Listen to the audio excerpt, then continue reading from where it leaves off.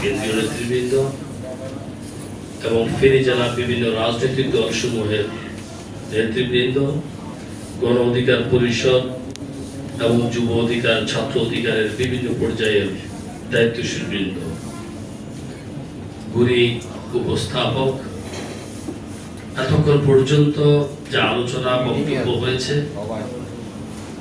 এর মধ্যে কিন্তু সকল কথাগুলো চলে এসেছে।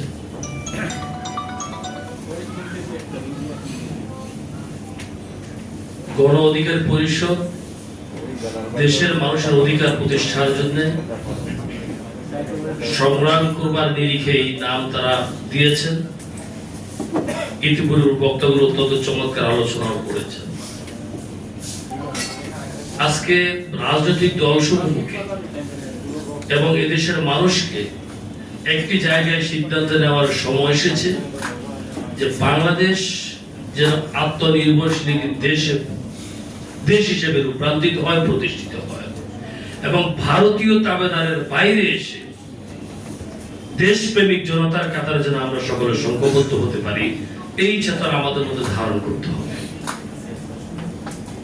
আজকে ছোট দলগুলো বিভিন্ন ভাবে বিভিন্ন সময় বৈষম্যের শিকার হয়, অথচ ছোট দলগুলো তুলনামূলক ভাবে রাষ্ট্রের আন্তরিকতা, রাষ্ট্রের প্রতি গভীর সম্মান সকল সময় কিন্তু তাদের কাছে বিরাজমান থাকে।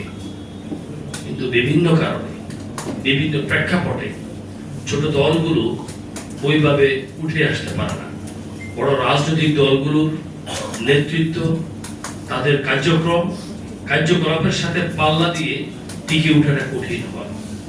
আজকে আমাদেরকে সিদ্ধান্ত নিতে হবে। ইতিপূর্বে একজন আলোচক বলেছেন, আবারও যদি আগের মতো করে নির্বাচন হয়, আমাদের প্রশাসন যদি আগের মতো অবস্থান নেয়, অত্যন্ত মারাত্মক হৃদয় বলতে হয় যে গত কয়েকদিন আগে আপনারা দেখেছেন গাজীপুরের একজন আলেম পঞ্চগড়ে তিনাকে পাওয়া গিয়েছে। প্রশাসন থেকে বক্তব্যে বলা হয়েছে যে তিনি নিজে নিজে পঞ্চগড় গিয়েছেন এবং তিনি নিজে নিজে মায়ের মধ্যে প্রতিষ্ঠা বার্ষিকীতে এই আলোকপাত করতে হচ্ছে।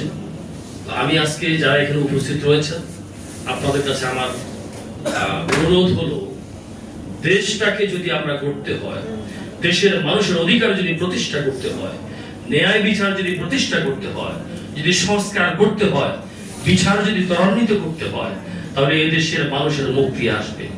আর এই যে বিষয়গুলো, বিচার, সংস্কার, ন্যায় বিচার যদি প্রতিষ্ঠা করতে হয়, আমাদেরকে ঐক্যবদ্ধ সংগ্রামের কোনো বিকল্প নাই। কথা এসেছে, কথা বলতে হয় নূর হক নূর। আসলে তো আমি মনে করি তিনি কোনো ব্যক্তি নয়, তিনি একটি প্রতিষ্ঠান, তিনি একটা ইনস্টিটিউট। তার মতো করে বাংলাদেশে যদি 100 জন নেতা আগ বাড়িয়ে কথা বলতেন, এদেশের দুর্নীতি হতো না, এদেশে দুঃশাসন কমে যেত,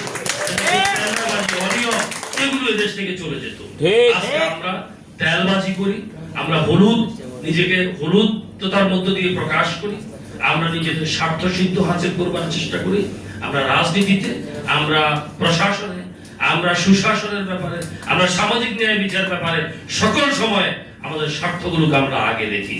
আমার আজকে এই কথা বলতে আমার দ্বিধা নেই যে নূর হক নূরের মতো যদি 100 জন রাজনৈতিক ব্যক্তি বাংলাদেশে যদি স্ট্রংলি দাঁড়ায় যে না, আর এদেশে কোনো অনিয়ম হতে পারবে না, অধিকার প্রতিষ্ঠা হবে, অধিকার প্রতিষ্ঠার আন্দোলনে আমরা সকলেই সামনে থাকবো, ন্যায় বিচার প্রতিষ্ঠা হবে, একটি কল্যাণকর রাষ্ট্র প্রতিষ্ঠা হবে, এদেশের টাকা এদেশে থাকবে, আমার দেশের শ্রমজীবী মেহনতি মানুষগুলোর মান